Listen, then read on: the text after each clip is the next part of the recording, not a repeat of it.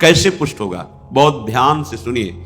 यदि आप किसी परिस्त्री गमन, बहुत शास्त्रों में बार बार आता है, तो आप मान लीजिए बात, अगर आप परिस्त्री गमन करते हैं तो फिर केवल बातें बना लीजिए, बात समझ में नहीं आएगी आपको, ये अध्यात्म समझ में नहीं आएगा, ऐसे उड़ जाएगा, पकड़ में ही नहीं आएगा। ना स्त्री प्रसंगी, स्त्री प्रसंगी आप तो परिस्त्री गमन नहीं करते, पर जिसको मित्र बनाए हुए हैं वो व्यभिचारी परिस्त्री गमन करने वाला है, तो उसके संग से आपका हृदय मलिन हो जाएगा। श्री शौभरी जी महाराज, संगम त्यजेत मिथुन व्रति नाम मुमुक्षु सर्वात्मना न विसजेत बहिरिंद्रियाणि। ऐ मुमुक्षु, संसार सागर से मुक्त होने की इच्छा रखने वाले उपासक, संगम त्यजेत, संग का त्याग कर दो। किनके? जो केवल मैथुन सुख को ही परम सुख माने हुए हैं। संगम त्यजेत मिथुन व्रति नाम मुमुक्षु। आप इस संसार से मुक्त होना चाहते हैं तो ऐसे लोगों का संग भी त्याग कर दें। ना स्त्री प्रसंगी मिलत यत, तो इदम स्थान आश्रित्य, कैसे हम आश्रय लें, वो कैसे हम मान लें कि हम प्रिया प्रीतम के हो गए? ऐसे मानो, ऐसे चलोगे तो तुम्हारा हृदय स्वीकार कर लेगा। तुम अगर गंदे आचरण करोगे तो केवल बातें रहेंगी, हृदय स्वीकृत नहीं होगा प्रिया प्रीतम के चरणारविंद की शरणागति से, तो फिर निर्भय, निश्चिंतता, निशोकता आ ही नहीं सकती। अगर नहीं आ रही तो आप में कहीं ऐसी त्रुटियां हैं, उनको सुधारिए। श्रीपाद कह रहे हैं सर्वम द्वंद्वातीतोत्र, ये जो प्रिया प्रीतम के चरणारविंद की निश्चिंत बेपरवाह करने वाली स्थिति है, ये आती है द्वंद्वातीत होने पर। द्वंद्व, शत्रु मित्र, मान अपमान, निंदा स्तुति, हर्ष शोक, जय पराजय, ये सब द्वंद्व के अंतर्गत आते हैं, जन्म मृत्यु आदि।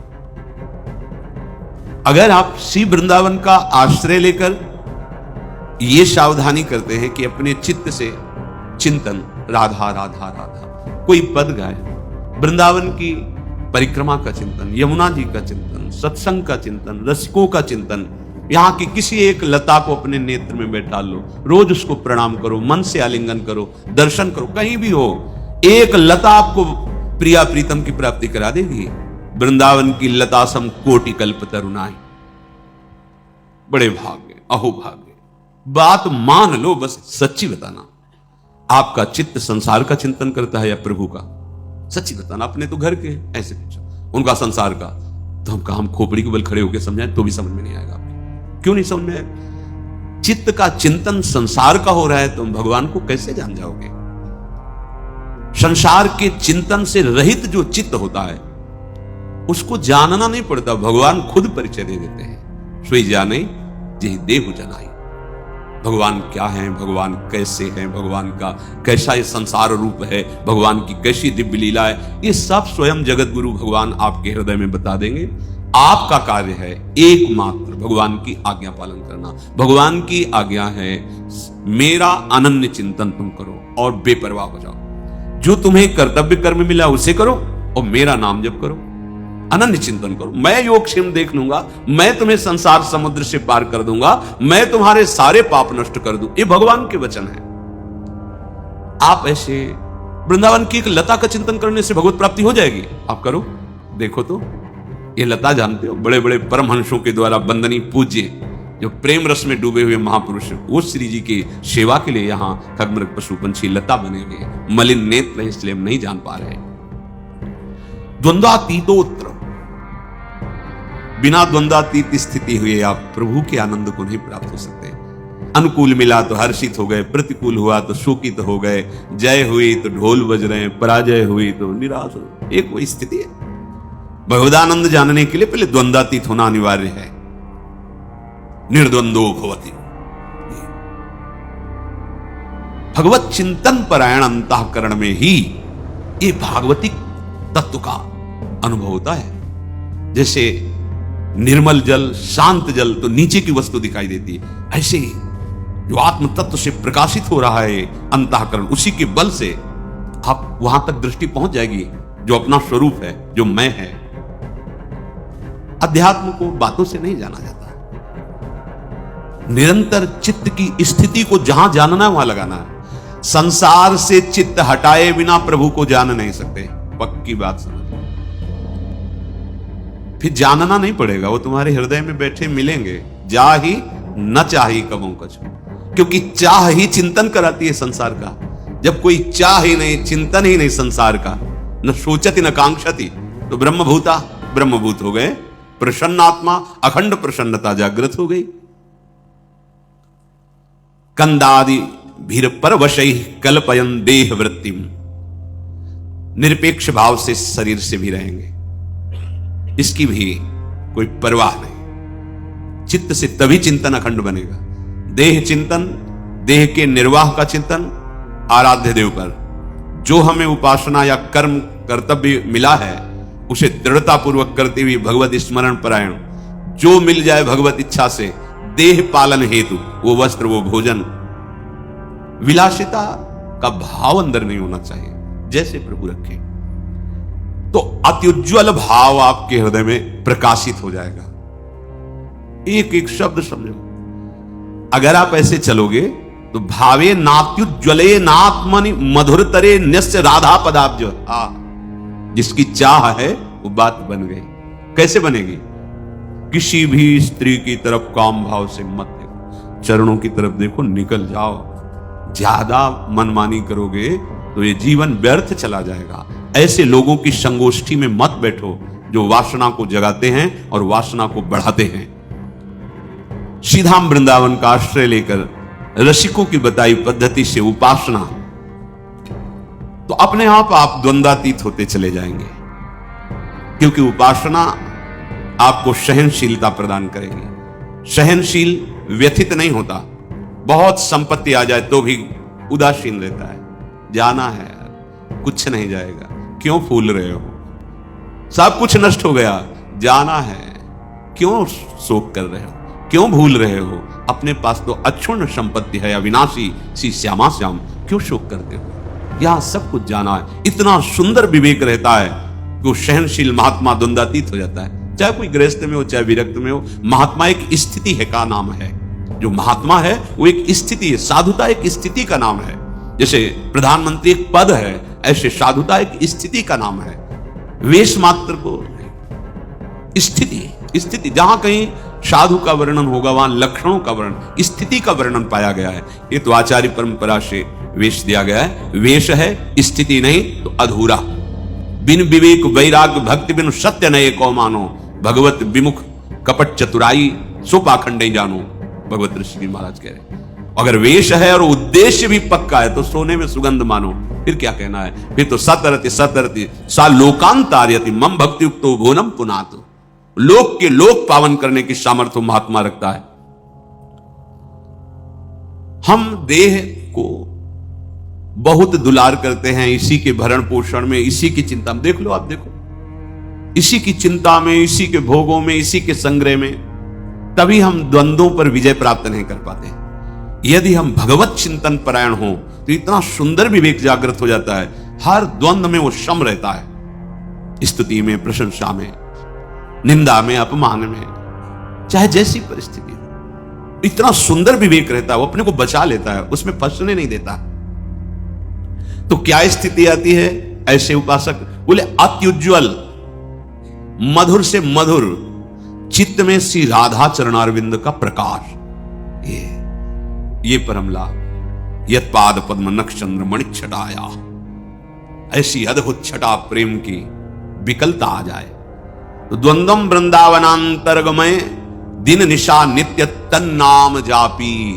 आहा, श्रीपाद कह रहे हैं यदि आप, अब देखो जो ऊपर बताया कि इस पर आपको सावधान रहना है, तो इस पर हमारे पास बल नहीं है कि हम रोक सके। तो कह रहे हैं नित्य निरंतर तन नाम, उनका नाम जप करो। किनका? जिनका वृंदावन है। राधा राधा राधा। द्वंद्वम वृंदावनांतरगमय दिन निशान नित्यम तन नाम जापी। क्या परेशानी?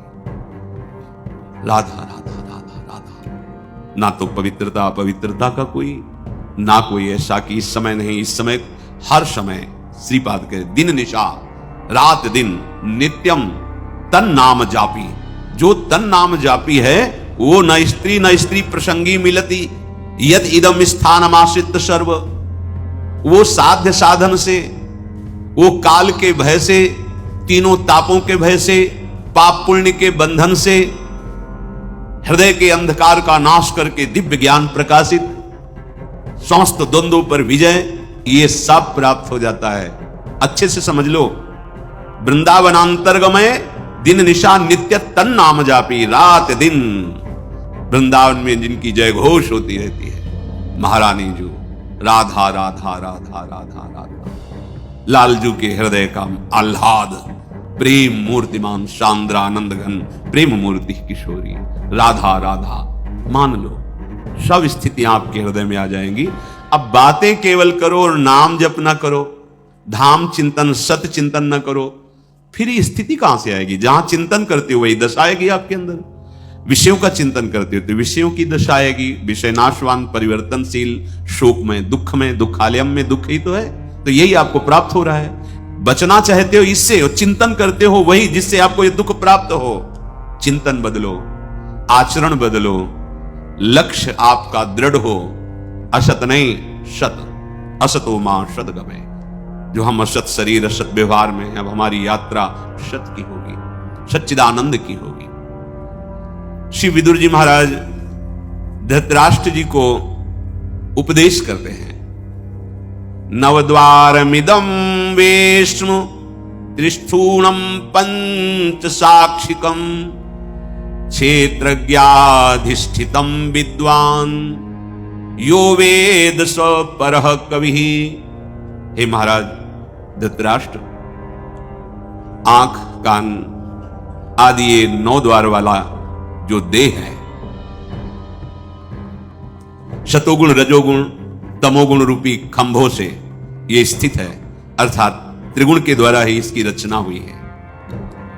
5 ज्ञानेंद्रियां विषयों को भोगने वाली है, परिचय कराने वाली। आत्मा राजा की तरह विराजमान है। इस महल में 9 द्वार वाले राजा की तरह आत्मा विराजमान है। अब मंत्री बड़े बेईमान हो गए, गलत सलाह देने लगे। बुद्धि मन ये मंत्रणा का परिकर है, जैसे राजा को लुभायमान करके दस्तखत करवा ले, ऐसे मन बुद्धि हमको बार बार पढ़ो, ये भोग लो, ये देख लो, ये खा लो, ये सूंघ लो, ये ऐसा करो, ऐसा करो, बड़ा सुख मिलेगा। हम राजी होते चले गए और हम फंस गए। अब अपने आप से अपने आप का उद्धार करो, भगवान जो कह रहे हैं। अब होश में हो जाओ, तुम्हारे सलाहकार गलत हैं। जांच कैसे करें? संत सदगुरुदेव की वाणी, शास्त्र वाणी, इससे जांच करो कि हमारे सलाहकार सही सलाह दे रहे हैं या गलत। महाराज यदि तुम ऐसा नहीं करोगे तो तुम्हारा ये पतन करवा देंगे, तुम्हारी बुद्धि, तुम्हारा मन। वही ज्ञानी है जो तत्व से ये बात जानता है कि शरीर एक घर मात्र है, मैं नहीं हूं। ये इंद्रियां सेवक हैं, ये मैं नहीं हूं। ये मन बुद्धि सलाहकार हैं आपके, आप नहीं हैं। पर आप कभी ऐसा नहीं देखते। आप शरीर को मैं देखते हैं, मन इंद्रियों को मैं में मिला लिए हैं कि मैं खा रहा हूं, मैं देख रहा हूं, मैं भोग रहा हूं, मैं चल रहा हूं। चाहे कर्मेंद्रीय विषय हो, चाहे ज्ञानेंद्रीय विषय हो, चाहे अंतःकरण, आप उसे मैं से लिए हुए हैं। तो वही ज्ञानी है जो इस बात को तत्व से जानता है। विदुर जी महाराज कह रहे हैं, जो कोई भी नशा करेगा, मत्तः शराब पीना, गांजा पीना आदि आदि जो नशे हैं, नहीं भाई। देखो, भगवान का प्रसाद जिसे कहा जाता है, उस सर्व दुखों का हरण करने वाला है। और भगवान का प्रसाद, भगवान का नाम, भगवान का उच्छिष्ट प्रसाद जो हमारे हृदय के पापों का नाश करके प्रसन्नता प्रदान, प्रसादे सर्व दुखा नाम हानिरस्यो है। प्रसाद का मतलब ये नशा नहीं है। जो करते हो हम प्रणाम करते हैं, पर हमारा शास्त्र कहीं ऐसा किसी भी उपासना में किसी भी उपासक को आदेश नहीं करता। सिद्ध पुरुषों की बात अलग है। जैसे भगवान शिव हलाहल जहर पिए, तुम 1 बूंद पियो मर जाओगे। एक महात्मा थे, 10 तोला संख्या रोज खाते थे। पूज्यपाद उड़िया बाबा ने सुना उनका, ऐसा कैसे हो सकता है? अरे 1 तोला में 10-5 मर जाए, फिर 10 तोला। बोले महाराज झूठ बात नहीं, वो रोज शाम के 4 बजे पाते। बाबा गए उनके यहां, तो पूछा तो उन्होंने मुस्कुरा के कहा, हाँ पते 10 तोला संख्या आप कैसे पा जाते हैं? बोले शाम के 4 बजे बैठना, सिलबट्टा में डाला धतूरा संख्या जहर, पीसा, खप्पर में धोया, पी गए। बोले हमारा रोज का आहार है ये। हमें महापुरुषों का वही अनुकरण करना है जो उनके उपदेश से मिलता हो। कोई भी नशा, यहां देखो धर्मराज के साक्षात स्वरूप है, कोई भी नशा करने वाला तत्वबोध को प्राप्त नहीं होता। जो तत्वबोध को प्राप्त हो गया है उसके ऊपर कोई नियम नहीं है। जैसे आद्य गुरु भगवान शंकराचार्य जी आगे जा रहे थे, पीछे शिष्यजन जा रहे थे, पता नहीं क्या भाव आया, मछलियां उठाई, ऐसे बिक रही, ऐसे उठाए, खा रहे। जब देखा गुरुजी ने खा लिया तो 4 शिष्यों ने नहीं खाया और शिष्य आगे जा रहे थे तो भ्रमण ही करते थे, तो कांच गलाया जा रहा था, खप्पर में खोलता हुआ कांच ले पी गए। जिन्होंने नहीं पिया तो वहां भी नहीं पिए, जो पिए थे वो जो मछली पाए थे उनसे कहा पियो, कांच कैसे पिएंगे, मर जाएंगे, तो मछली क्यों खा ली? जो नहीं खाए थे उनसे कहा आपने क्यों नहीं खाया जब हमने खाया? तो उनका प्रभु आपने आदेश नहीं किया। ठीक, आपने क्यों पा लिया? बोले आपने पाया तो हम पी तो रहे हैं, गलाया हुआ कांच पी ना पिए। ऐसे किया तो जीवित मछलियां निकल पड़ी, सिद्ध योगी प्रवाहित कर दिया नदी, आप वो तो लीवर में जाके पचने लगी। हमें वो अनुकरण बात नहीं करनी जिसका वो आदेश न कर रहे हो, उनके उपदेश से जो उनके आचरण मिले, शास्त्र सम्मत बात है, महापुरुषों के जो आचरण उनके उपदेश से मिले बस वही अनुकरणी है। वो क्या कर रहे हैं? कोई भी नशा, जैसे कहते हैं भाई हमने सुना है ऐसे, फिर ध्यान में अली ब्रह्मलोक पहुंच गए। भाई हम प्रणाम करते सिद्धों को, हम उनके चरण सेवक हैं, पर हम अपने जैसे साधकों के लिए कह रहे भाई सिद्ध पुरुष तो हलाहल पिए वो जाने उनका काम, उनकी मस्ती, वो तो भगवान को प्राप्त हो गए। भैया उनका काम बन गया है, उनमें भगवान में अंतर नहीं। जैसे सखागण और गौवें गोपगण फंस गए दावानल में, कन्हैया बचाओ तुम्हारे सिवा कोई नहीं बचा सकता। बोले भैया आंख मूंद लो, मुंह में पी गए, पूरे ज्वाला को पी गए मुंह में। एक कोयला लाल लाल रखो मुंह में, अभी रख पाओगे नहीं? भगवान के मुख से साक्षात अग्नि का प्रादुर्भाव हुआ है, भगवान उसी जगह उसको रोक ले, आओ अपने स्थान पे आ जाओ, भगवान ही तो सर्व रूपों में। तो जो भगवान को प्राप्त महापुरुष हैं उनमें और भगवान में अंतर नहीं, ब्रह्मविद ब्रह्मवि भवति। अब उनके ऊपर आप ही ऐसे नहीं कर सकते कि ये खा रहे हैं, बड़े सिद्ध महापुरुष। तो जहां भिक्षा नहीं लेनी चाहिए वहां से निकले, रोटी बन रही थी, ला रहे रोटी, तो डर गए महाराज जी, अरे ला इसमें रोटी लिया होगा, इसमें कहीं वो है जो उन्होंने सब है कुछ, ब्रह्मार्पण ब्रह्म भगवदर्पण कर। लेकिन वो आचरण हमारे लिए जो आदेश करें वही अनुकरणीय नहीं है। महापुरुष जो आचरण कर रहे हैं वो आचरण उनके उपदेश से मिलता है कि नहीं? अगर नहीं मिलता तो हम प्रणाम करते हैं, वो हम कर नहीं सकते। कोई भी नशा साधक को, हम सिद्धों के लिए नहीं कहते हैं, कोई भी नशा खा करके आप भगवत तत्व का चिंतन, भगवत बोध नहीं प्राप्त कर सकते। सबसे बड़ी कमी,